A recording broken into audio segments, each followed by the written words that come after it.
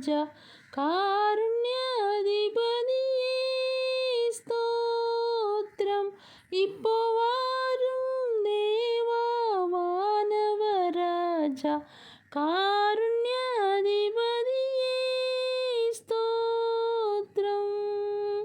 வல்லமை ஞானம் நிறைந்தோர் தேவரீர், வல்லமை ஞானம் நிறைந்தோர், எல்லா மகிமை கனம் துதி பலனானோர், எல்லா மகிமை கனம் துதி பலனானோர். ஸ்தோத்திர பாத்திர ஸ்தோத்திர பாத்திர ஓயாமல் அர்ப்பணிக்க ஆண்டவனார். வாரும் தேவா வானவராஜா காருண்ய